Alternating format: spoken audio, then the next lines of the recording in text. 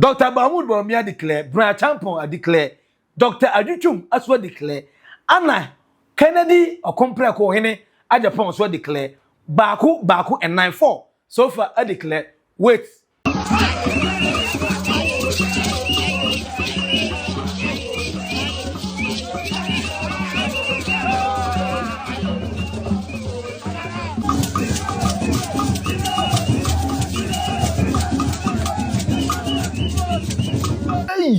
Olu towards you, Nakadia Karesha.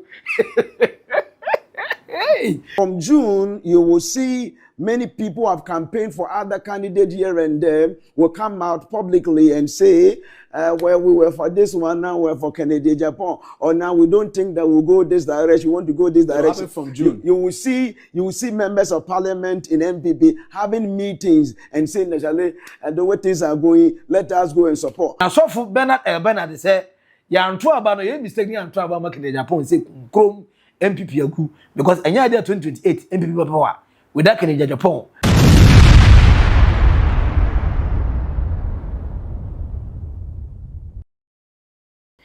Kase heat. Now what is so Emma Bay?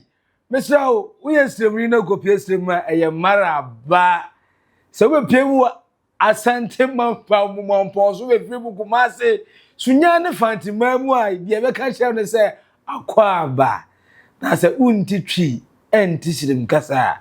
Mr. You are welcome back to Batan old boga trends way a naked truth no krano ayabohu deja kente wo hwe ne sase oba no hwe na yase anase bema no bola no ejina so gonya ase gonya ni akwa tutuo no ene puma twa ebe puma ama tu twede na koto bebi sa de te we no eye NPP fo ntokwa NPP fighting galore amanfo se eye tu Elliot amanfo se enkese bantem amanfo se bantem so too much because it seems says komisabi eba because NPP for be person omo ya bokro no ebi say ye beti won eye den a ye be hu won a opeso bokro no adentia na we na black we ka to say then time no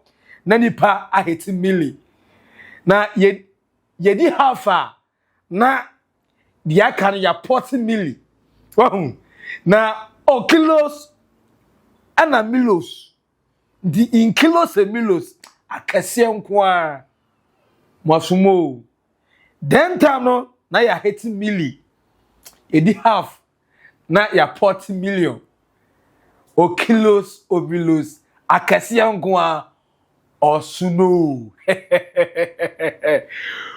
yes asemasi wo NPP na nkawe nkanya asembone onto se asembone ebebo mu nanu ya yate se Kennedy okompra ko Agyapong aka kire several times mabeka che odada se papa Kennedy Agyapong se moye den mumpeu aben sa aka no ono Ghana for peno Ghana for dono Ghana for feeling brutal enti the way o man anado any Bawumia show down no Ghana for say o ma feel vibe no papa ono o meye president grandma Ghana no biebie nyuma de che almost nan kamre bi atwam kometo ma Dr. Pagos indum papa no mo feel ne pa o mo say papa indum enko ba ya enko bedundum eja na ye hia ja no ni na ma na esum nanso papa indum party okodo ne PPP ye puma ye nkuhu ne puma bre ntino ye ja no gosi bebi ekoduro na katakura ni ho ti papa no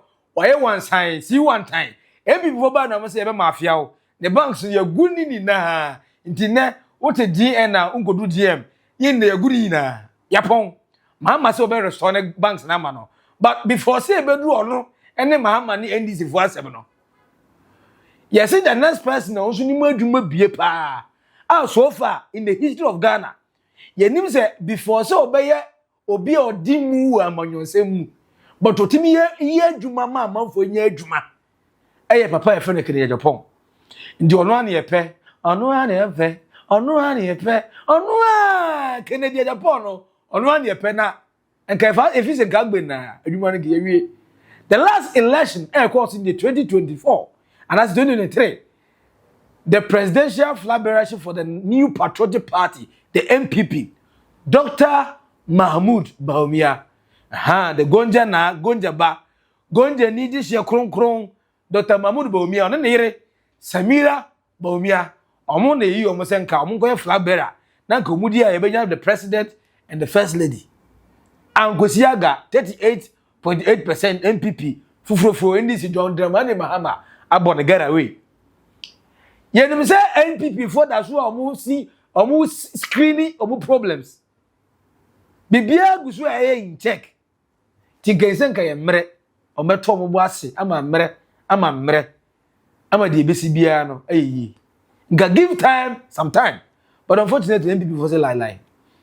Omunim said the only way I met my BT the NDC to your game, the NDC for na ye no. Omuyi papa efen John Dramani in tem, abra adokofo abamba be money one yi obuti. Ema beka John Mahama, any papa efen Kwabnadufo no. Ana mo sha say na mu ye bia na mu so Kwabnadufo ntimi nko. Ana mo ka mo ntuma bo mu na NDC unite here one front. And ye pir sakrga sankrangai. John Mama hey John Mama hey. Na dey say uye Kwabnadufo uye abambabe uye Haruna Idrisu uye Okujoto Black Kwanase Castle to forcing. The Otebia no to be here because one party, one unity, one vision to win the 2024 election are working to perfection. In the NPP also baby to domain in term on the 31st of January 2026 and I'm say ometo presidential flagbearership election no mutu we no mu penimpa obedi omonim kan a no masane dey aba the lower level na ye the constituency regional and the national level. Now we Anna Justin Kodria oye the general secretary and the NPP national say and of us to describe the incident na ama the entire o take that decision say on the 31st of January or made decide say NPP why and the lady on Franca at the moment. National Executive Committee and the National Council also received report from the Amendment Committee chaired by Mr. Frank Davis or Lawyer Frank Davis. And in the words of the committee, they received over 300 proposals from the rank and file sympathizers of our party. And they briefed NEC and National Council on where they've gotten to and the key areas that the National Council had to take a decision on. With respect to the call for expansion of our electoral college, indeed the committee spoke about it. And again, that decision as to the number of expansion or the expansion level will be determined at the delegate conference scheduled to take place in July. The committee also spoke about the time for our presidential primaries. And again, the committee agreed that that decision does not warrant amendment of our constitution, but in light of the spirit and letter of Article 13 of the NPP Constitution, that power is closed with National Council to make that decision. And National Council today also made the decision that the date for our presidential primaries is set for January 31st, 2026. That will be the date that we shall hold our presidential primaries. Sure. Akwaba, Mejoso, what you say, Maraba, go ya. Hey, way a naked truth. Making sure, say, over subscribe you, old burger trends and so. Now, we are what like it, not watch her and Munya and the beer. Now, making sure, say, Ubeja comments, no comment section. I say, NPP, as I am talking right now, on authority, make him confirm, make Mazibillion, make him catch you, say, way I am the control and throw back, pay say, and there were 4 good candidates more to come. Me reliable information tell me say you bet money as much as 10 candidates are pray for the Flagbearership election. For now, 4 and a UMT. Dr.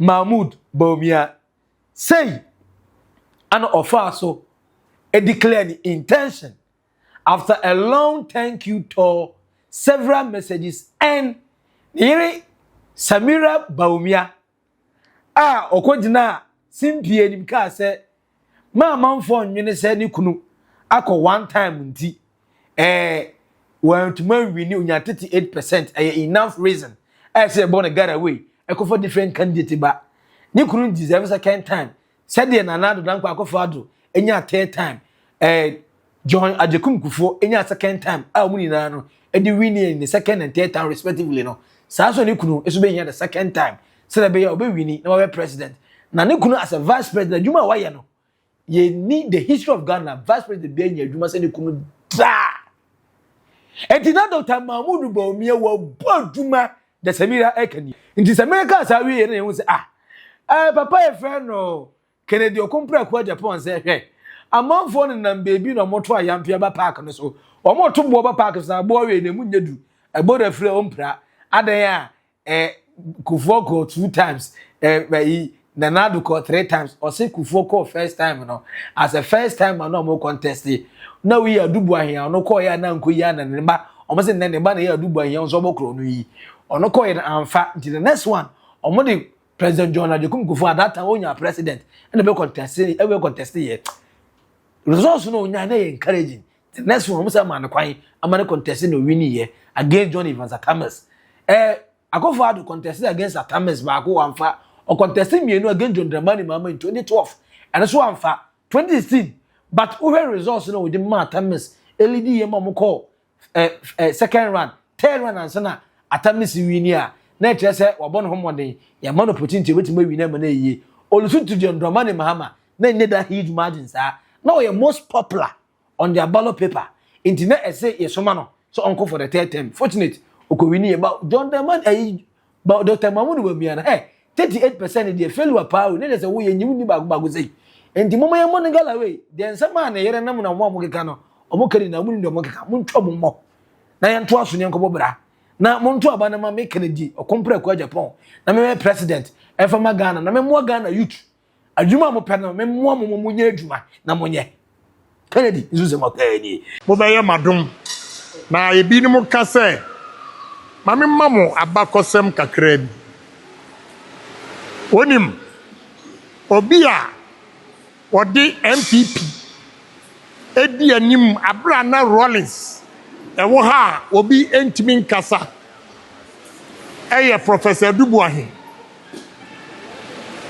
ono your friend culture of silence ono no otimi breaki that time obi entimi nkasa obi esro Rollins Dubuahin ene nya kukuduro standing up to Rollins till 1992 that the Dubuahin koi onu kura no okokuma ye no okoya ni modern mo answer ni no ya mfana nkobiem obi a mpeso aka no kura kire wa oduru wa ozio President Kufuor komienu Akufo adu komiansa Dubuahin wokosai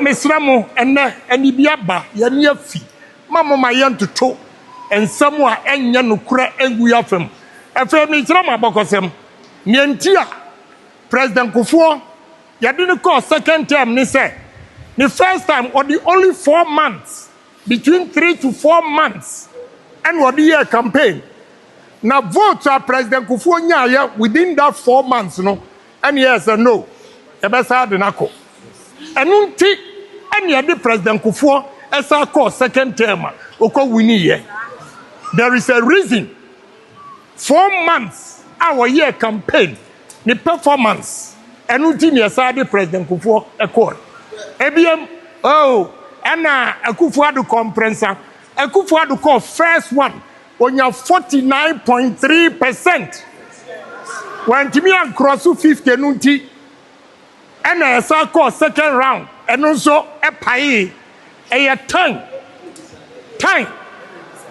and a decide here Emma Professor Mills enya 23,000 votes and the by president into a be a person or cultural say yensa ma assume sin ko biemu a on starting kabakosam am will be ntie Akufuado esa court 2012 no what we need and when we are a court Mamuti decision and was aka so there meaning some we need but some see nyamina me respect court no enti yanko ya hwe Akufuado performance the first time second time enti ni ade call the third time enti so you be performance now to me lose over 2 million na ya sabe ka kira se mo fa nipa nenko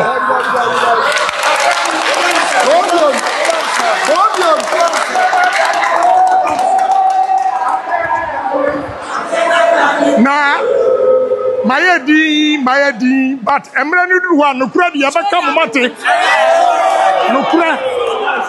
nokura no de yabaka mo mate samu pepawa Ghana for say Mudi kana Agyapong ba ya betu amamo Musa kwakwem fia 9 fia nwotwebiem.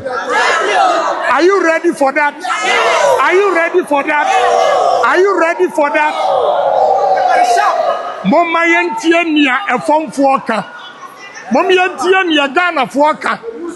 Asori dey am wo kasai. Na weno ana me no. Mi dwedwe mu ana mu say, "Hey! Road no so ye bushi.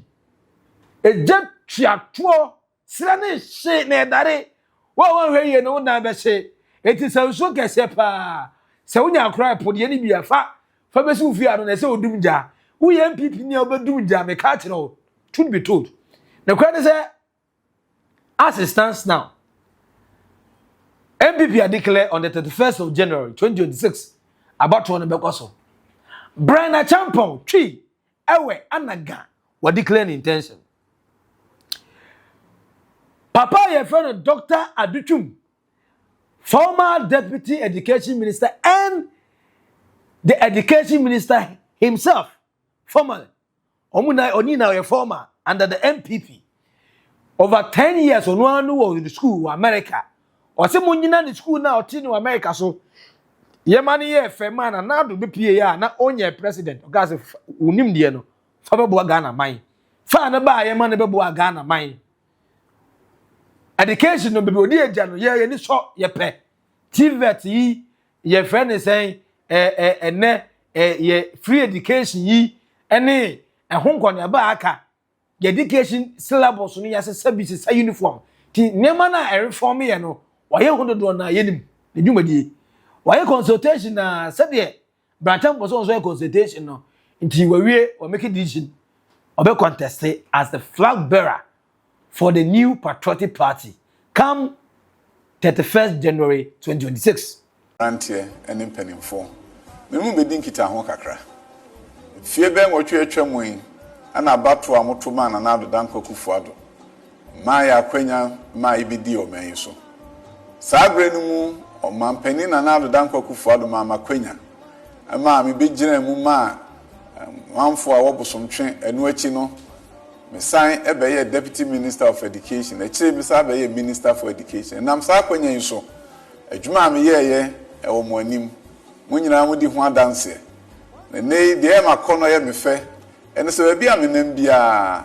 mi hia mo a bitimi ba ho be ka kire se Dr. Adutwum ye da wase ene adwuma pa wo ye ma omen me nso me da mo ase o pepa munya ene mpa bo amoboye e de ta machi ma madwuma ye no nso e be so mo ani me da mo ase pa nyame enhira mo ma bra wo munyina ade ba akwa me hu se nyame e ma makwanya se me mesom esom no edi me kopie abrochimemu o my friend no America ana California ko California nyame ye madom e ma obibini me ko bie school sakese be me nsa wo ho ede som America man enche pi America emrase bedwom e bo mabaso e ma mamo e wodwuma me koye wo ho be mfie aduonu a atwamui enam sa akwanya no so e no mampani Samre no nya ni mampani na na dan kwakufu ado be pie ho be hu madwuma ne hu dwiri no ka kire me se krache bragana na be boa me na mensesa enwumesuam me ba yen so de ose ye woyo bosomtwefo ada Roma omoto abama me amekomra se bedwam me bedi oman enwumesua anim ewo mfie na atwam ema etimi ye adwumaden ye bi ese be ma be ye bi na o ameye ni nyina emre ba na emre twam Sabre ye party yen hihye anyame ya adom a enche pii ombe bi ekwan ato ho ama wo a opeso tu franka wakofa krata na odudin akoka ho ame ato so aba emre nudu a moada Roma mepese megina bi na me nso makotu sa franka yi edi ama me party na se medim kwanimu a mabeye omampani ama mu nyina na mugidi amunya omemu ama me co education ministry bebe minister amobo abaso ewo monten so no minim say sagidie no na delegates ene wo ma Kenya ne Ghana fo nyina mo beta abachi na sagidie no ene nam so emema daachi moada Roma betimi edi oman enim ne eden sesan soronko a ewo abrochi mem no yedi bia baha na yetimi ehu say yenso isi mu achede ne nso nka echi oman fapim efri omampani odi kan pe so bedru sabre no ye ba betoa so na oman dachi ebe yefe already yenim say Kennedy after the thank you tour disaster na esi okumase aye ko won fan back of Africa University we student ye won say kan ko piem hospital oba no be press conference o ka chemu plane fa if you nere kro say moto say NPP abie Flagbearer position na to say autumn form sa wada kura na won da yemu amunya ne no so osum dai na obutu ema baako nan eso ne yeche ne gold mpo a munya ne no obe contest e dey ma NPP because onim say owo nepa e dey ma Ghana fo na dey amanfo ye no ono hu enye ne hu ogugu seku enye hu bia emfama no. I want everybody to know, every party member to know that I'm going to contest. Until they should be ready. And respectfully, nobody can tell me to back off. I will not back off. Because we started from 1990 till now. So in short, I want to say a big thank you to everybody. And because of what happened last night, that is why we're pulling out. Thank you very much. So Dr. Mahamudu Bawumia declare, Bryan Acheampong declare, Dr. Adutwum as well declare, Anna Kennedy or compare ko hene Agyapong as well declare, Baku and 9-4. So far I declare, wait, more to come. Baby, that's what I was so now way. On a month for so more on some for can. Just the code I say, now then I say get this one be na mudi. Then from top to down. More to a quarter presidency the area and some of the constituency, regional to national. Not just a mujina Bawumia winning election 2023. Mukroya na museka go jina mu eyamunti ana alankas media party yo eyamunti ana alankas media party yo ebifo na munsori yo eno esimotan esi the same time yeah Kennedy me do nyakopon na na do kwa fado me man showdown Dr. Mahamudu Bawumia me showdown mapam me delegate amana kwa shedem In this country, President Akufo, member will show down. Vice President, member will show down. So, Mama chasing me agent. I'm not going to shut them. What do you embassy? What do you embassy in your embassy? Yes, me challenge President Akufo anytime. I am a time in the sea. Ain't in the kura. Kubeni. Ye buse onti, Monsanya, Adanko Dada Dre. Juma ya munsa nyamfa nkoma Dr. Mahamudu Bawumia. Question no, say Anna Justice Kodria, the General Secretary for the new Patriotic Party National. Penny no do kind no enuni. But General, I say more party no. Suspicions, mistrust. We obey we say. We say. In the last month and precisely last 1 week, and some year bebre, Hena Justin Kodria Frimpong Akwakofre, yes, 12 out of the 16 regional chairman, Akoshia say, Mon passive vote of no confidence. I watch my booty ya wokana say mu. Emu 80 for Asham Shaw. Yes, sir. Ebisio there be no call any idea. Could you per se, Uchinchi will be answer. No, Satra Kunyanse General Secretary. Could you per se favor candidate Bako and other candidate no so say. Sansom a pebre, a hina ujina. Nana, you see, an idea as a tuakuma. An idea as a will be fun to say be a part in the good, and I say be a part in no Basa Woma, a beha partner. Nana NPP said a party as you. And a party be a no other from 92, but be our coalitions we now when the Kunuma. Sabi pintim and Timwasi did the turbulence kakra ebem. But in a bedroom. No mere cost to an idea sabi bumabem, an idea mamma panic, an idea sabi party penny for sabi idea brilliant swap, intimation yanka. Be on the season. Say suspicion and I'm say be a presidential primaries be so in the near future. Suspicion say national election be so, say regional election be so, say constituency, electoral police station in Nano. And if there is out of our body politics. Nipa dream to me, say we will be dream papa, a bedroom money. But as leaders of the party, it's important say in times like this, you be show maturity, you be remaining calm. Let's say be a Jan and I about cancer say. In sense, now to be before, but now to be a man and I now also cancer. No, at the end of the day, the results are open produce and a bench say be a human why the year, not so when you need, not say be a witch in a way afa, not so witch in a way afa. And to me, I'm not disturbed, I'm not perturbed about for suspicion and then go for some of the camp. Conana, say, what's one of it? As soon as we can found, win him. Now, Pop him and then yet Nassim. It is all cast over you know more by preemptive say Nipe be born Nipe be Kokasia. What be how? But the most important thing is we are resolute, we are focused in the reorganization of our party. So I say man go for any interest name go for individual agenda and then and now they are general secretary of the party but also the Nyanse Bashisha normal years. Now they have Ghana for share the party for share no. Remember party now you sorry now you stronger. Now you're 90 for the battle in 2028. Now, we are not watching say as a community member, I want to tell you, or simple explanation be the man penny for, or send a crack and said, truth be told. And can the amount for suggestion and a crack, young person can be impose leadership at that 2 amount for so.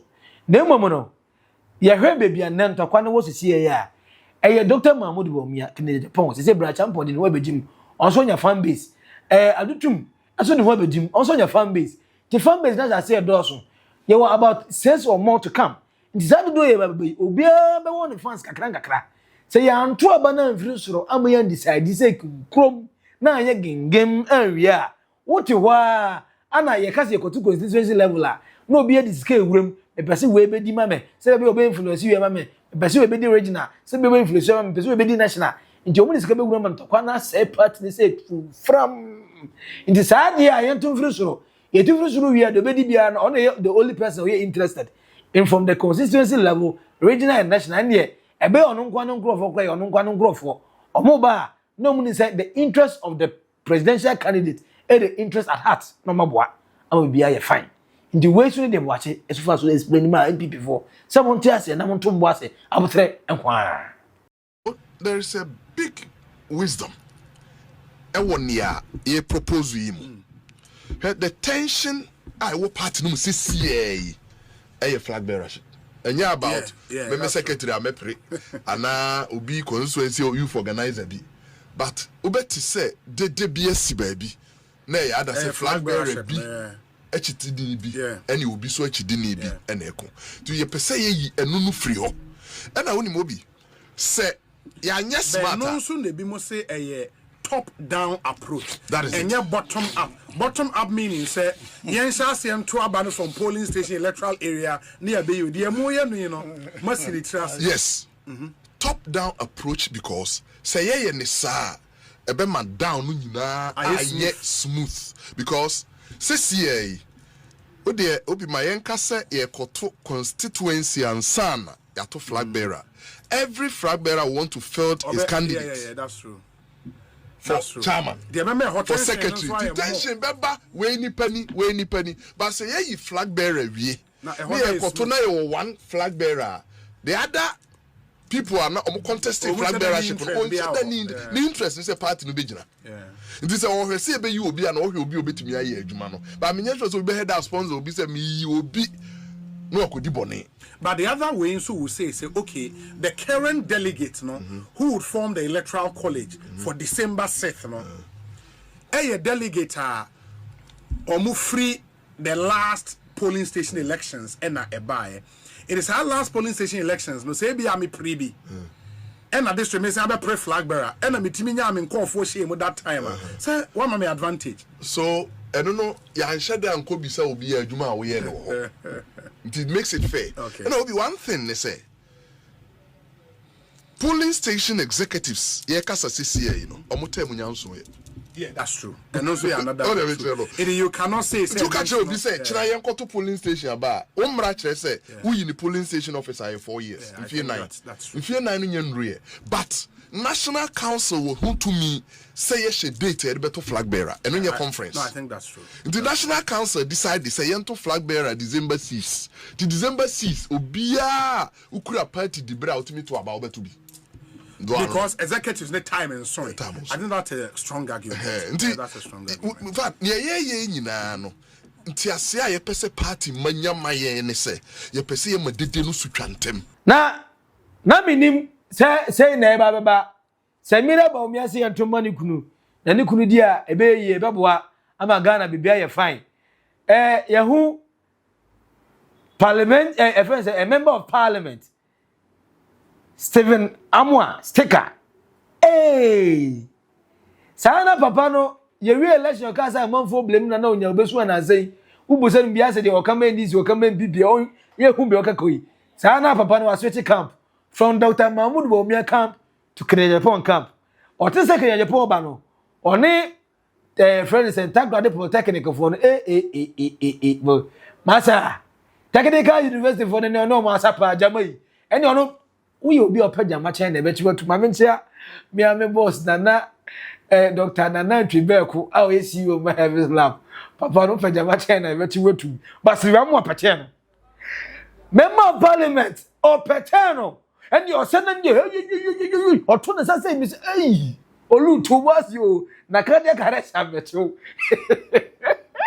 Hey, why did I Kennedy fans?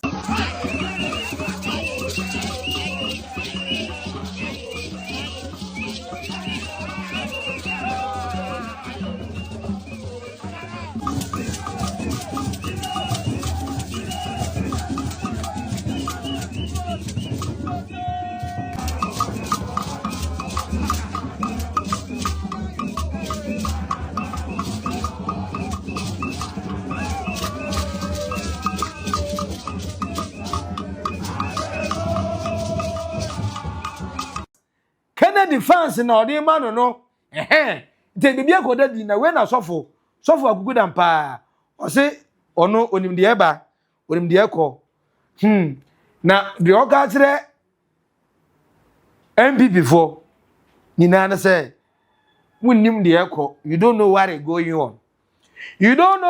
going on nipa ba ko ese moto aba ma no ase man to aba ma se kunkrom case aba asemasi adaya ono ene betimi di NPP as our back to power ono ene betimi di NPP in 2028 I win election Bernard so for on June yi and o kan asem say Kennedy Akumpro kwa Agyapong ono na betimi abu aduma na ma da NPP enti we NPP ni a mehirawo wo kwa akoto aba na no your delegate ato aba no fama Canada Agyapong chada ba ya papa no obetimi aba di akonya aminja frafra kaneka amikatwi monto aba no ma Canada Agyapong na papa no be di aba na no be di akonya no so se ma NPP a NDC ni bi o mede ne ba bia obewini obebu NDC ne from.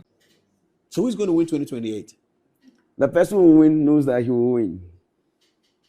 If Kennedy Acheampong does not win the NPP contest, which he's announced that he's doing, what will happen? It's impossible for Kennedy or Agyapong not to win the flag bearership. It's impossible. It's impossible. Are you serious? It's like the way a dog cannot fly. Are you serious? That's how impossible it is for Kennedy Agyapong to lose the flag bearership. Are you serious? I'm telling you that those who are supporting several candidates, Yes. they themselves know that their candidates will not win. Some because of what they will get. See, some have not come to the place of being truthful. It is impossible from June. In the chapter 3 of this book, I spoke about June 2025. From June, you will see many people have campaigned for other candidates here and there will come out publicly and say, well, we were for this one, now we're for Kennedy Agyapong, or now we don't think that we'll go this direction, we want to go this direction. From June. You will see members of parliament in NPP having meetings and saying, the way things are going, let us go and support. And even on the day NPP will have their national delegate conference, people who have campaigned for other candidates will go and vote for Kennedy Agyapong privately, because that way you will not see it. So we'll show you that. Inti Bernard L. Bernard kan ye misi prophet one hwam na say prophet amọ Ghana de entanyi mu ni saa. Inti yengo bu say omo amuso use logic enye spiritual no mo so de na mo dwene na we eye NDC ni eno the surprise no. The surprising thing is a way oye NDC ni. Ana ono NDC ni no say ka kire say the best person ultimately the new Patriotic Party Dr. Mahamudu Bawumia. Na reason na ne say papa na mama marketing ye mo for no amra. Ono mo so we economist or digital man mo for no amra. Na minim say we no eye we o we NPP fo akowie say dum. Na mo koto janim say dia because adan we opposition we nyan kan ye ho. Na wo ni abre a wo say ye ma nipa na mra yi. O reason and then there now pay. But and I can tell you without any shadow of doubt that the motivation behind the early Congress is driven by the appetite for control and not driven by an agenda to rebuild. Control by who? By Dr. Mahamudu Bawumia and his clique. Whichever way you look at it, the initiative to organize an early Congress is simply driven by the motivation to control, not an opportunity to rebuild and ensure transformation in the politics of the NPP. And that is why I feel like this party, under this current leadership, seem to be doing Dr. Mahamudu Bawumia so much harm. Because where I sit, you can turn the ace up or down. Whether Congress is held today or a year from now, I know that Dr. Mahamudu Bawumia is in a better position to lead the new Patriotic Party than any of the contenders. Inti way Hamza Suyini, NDC communication team member, and I say the best flag bearer NPP for Benya, Dr. Mahamudu Bawumia. Now, we na say, any asem no, ye kese. Maminko busa okatachie Afrifa. Okatachie say the NPP for ye say grassroots ni na ye dasha wonsa. Fuso jasi na ye dasha wonsa. Dr. Mahamudu Bawumia, Kennedy Okompre ko hina Agyapong. Bryan Acheampong ana Dr. Adutwum omo na declare we intention so bia nya ya ope. Why ana wo ubabe dede dawuru ube campaign abwaka Ghana for so monto abamfama no, especially the NPP delegates so monto abama no no me the Flagbearer and say oh ebu me na montwen research anonko so de just nkodwa kan na no a ye strategy bia ana me kire say mejusu Bawumia Kennedy Bryan Acheampong ana say Adutwum timoma yentum bia wi okata je se ma okan ye nie It's Kennedy Agyapong and Dr. Mahamudu Bawumia. Whose side are you on now? I believe that is not a conversation we should be having right now. Yeah? The conversation we should be having is the kind of reforms that we want to have in our party. But in your party, you need a leader. Before the leader will come, leadership is a cone. It's supposed to be a cone. Okay. Where you build the grassroots build the next, they build the next, then they put a leader at the top. Okay. You cannot put the person at the top when the grassroots or the down is weak. So you're not on anyone's side so for now. It's not about not being, I probably know who I probably will be with. But you don't want to talk about it. This is not the moment to be having these conversations. Why is that? The conversations that needs to be had. How are we going to bring the reforms to be able to widen our polling station elections? How are we going to bring reforms in the processes in electing our leadership? So it is corruption-free process. We don't need to be paying people, because when you do that, what happens is that at the general election, people get peeved that you are paying people so much for them to go and vote for you to become a member of parliament, parliamentary candidate.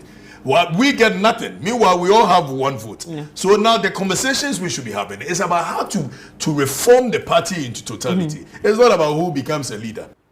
Yeah, that is a chairman pen once a chairman pair of on Besset Obedian Gassibia.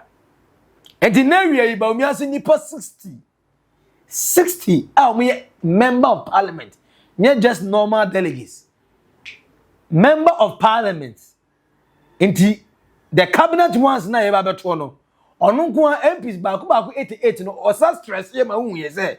Look, you were 88 our parliament. Emu 88 no. Don't do a pay me Dr. Mahamudu Bawumia emu 60. 28 pen aka. Omo amaka ne nchemfa. Engineer say me na made the most popular candidate.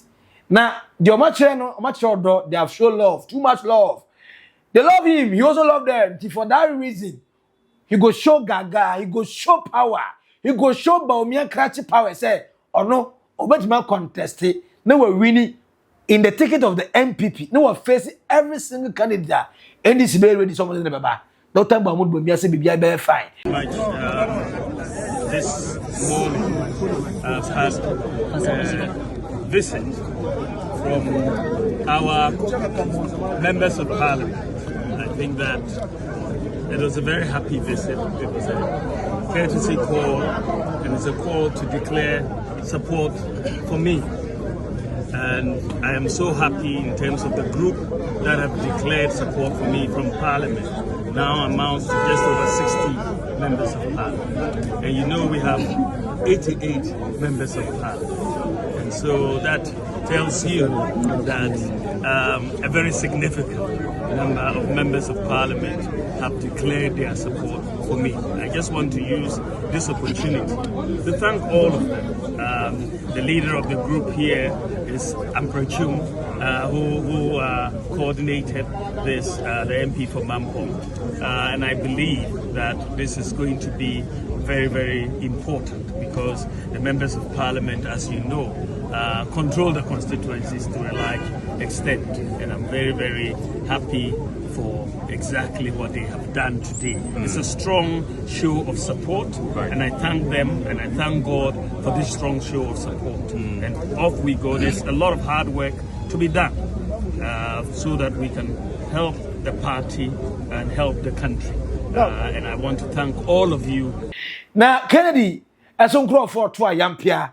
Now, so for Bernard say, Yan Tuabano, you mistaken and Tuaba making the Japan say, Chrome NPP agu, because any idea 2028 NPP power with that Kennedy Japan.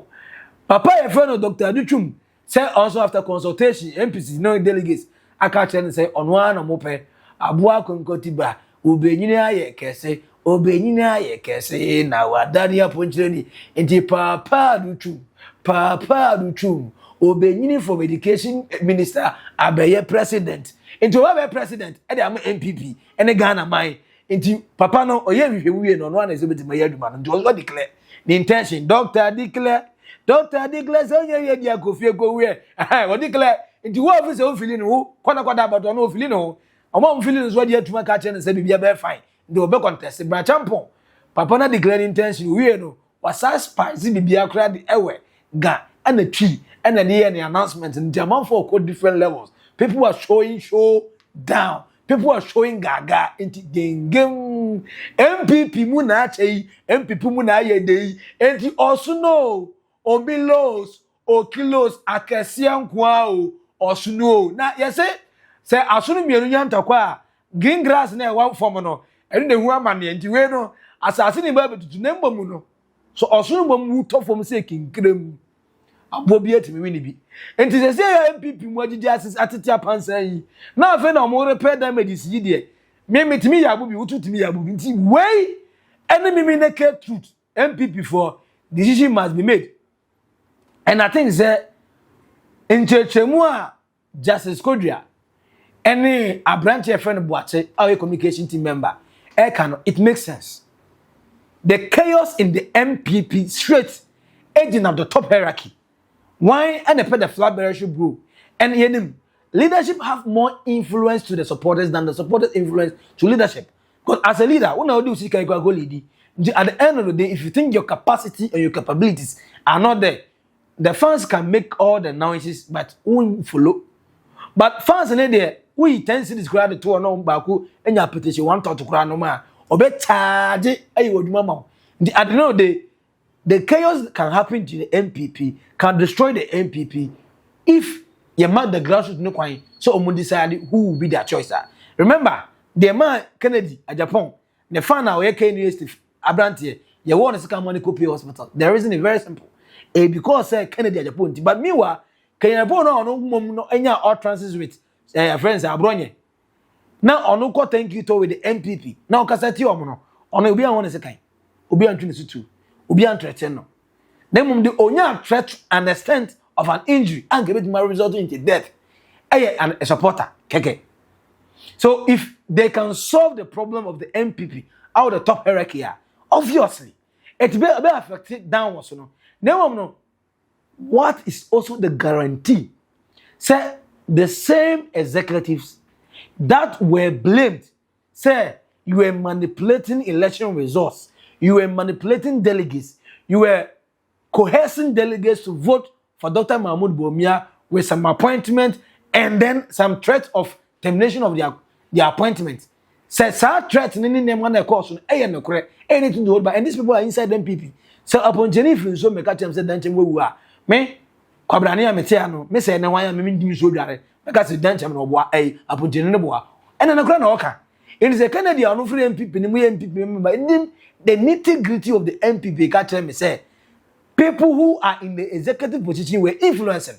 Say na be Dr. Mahamudu Bawumia ebenya that flagbearership role na ampa ewie no onya yenya Alankash he felt say after several contesting with Nana Danko Akufo-Addo, after saying Nana contesting with Akufo-Addo, he had a nod and he continued. Or not Alankash as we the opportunity that they do run off Ojawuma Nanado. And Nanado even on the tape promised Alankash said, Senem Resu na se the Buffalo Bequa, a bay or no Alankash, a banisen and I Dr. Mahamudu Bawumia. And this is one of the reasons why Alankash Eja MPP Echo for me on one party, the Butterfly Party, they're moving for change. So, if these same executives are going to lead the election process, the electoral process of the NPP, what should be the trust level? Should we say we can say per what we have described to be the solution to solve and curtail all the MPP chaos and economy? Will that still reflect with also their conduct, attitude, credibility, integrity? Omejina brand I can occur at all times. Any favoritism and biases, any nepotism there. The person who actually deserves to win, the one that the delegates have chosen. Because we have the honorable member in parliament, the minority leader, with a huge support from the parliament. And Dr. Mahamudu Bawumia is already confirmed and said 60 of those parliamentarians have already come to his office to tell him, go and also make your decision public. And we have the minority leader saying on tape to the NDC people that, look, you are bringing a new candidate. We will be bringing an old candidate. Even though he didn't emphasize on say on the old candidate, name of no money explicitly clear. Me no me and you clear understanding. So catch you say NDC the new candidate, but there was no guarantee. say NPP and for new candidate because Kennedy Agyapong will be a new candidate, Bryan Acheampong will be a new candidate, and Papa Efren Adutwum will be a new candidate. But he said no. NDC is rather bringing a new candidate. So meaning he knows where his love, affection, and support is. Dr. Mahamudu Bawumia. Now the Bawumia confirmation says system members no. I believe that no. For a fact that Afenyo Marcus Ekan will be. And he's even the leader of the delegation. In this one leader could read Dr. Mahamudu Bawumia office. Yeah. That's about Bawumia be declaring intentional. Then the Chelsea moon the new executives here, Mubuama Dr. Mahamudu Bawumia, Eko Lucy by 38% no. We are credible and fit enough to stand and fight for the NPP. Hey, party of intellectuals. The move by say Mahamudu party. And the move said you know there's a lot of wrong in it. Say ya na we impose a member of parliament they two constituencies for so amount to about Mamuya 88 member of parliament for. But still you are not learning. Still nothing is entering your head. But at the end of the day, me say anyway, say asunu mi enu nyam tokwa green grass na e was asene so no. And na bre na mom so no ewu no da foma aboa bia ntete kra wi ni bi. Nti me ne hwefo ye be hwe na ya wi mu bi. Mario Waka say Mario Waka say inti NPP before ye be amna kamuka say me pacho Dr. Mahamudu Bawumia finally system member of parliament I declare our NPP for say omo pese papa no or contest as the Flagbearer edema NPP. Dr. Adutwum, the former education minister, will declare declared intention so be contested as the Flagbearer for the NPP.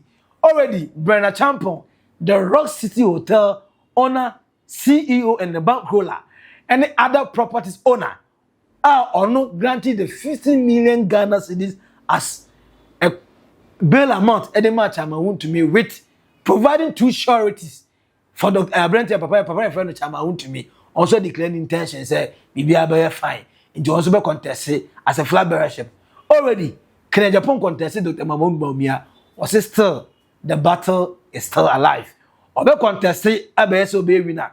And on only birthday you can empire back boy and say by 2028 me are declaring as a president. 2029 me are swearing in as a president. So for Bernard say ampanyampa sa na da yasum na osum na empire na obo on the 65th birthday no. Yankopon ya kire ono Bernard say NPP for a mistake. No mu ye mu kata so no man to ama Agyapong na asemasi NPP besa ko opposition to 2032 until the next candidate over to win NPP the presidential election dia mo no aye Agyapong fa ohun sem ensem a wo dia wo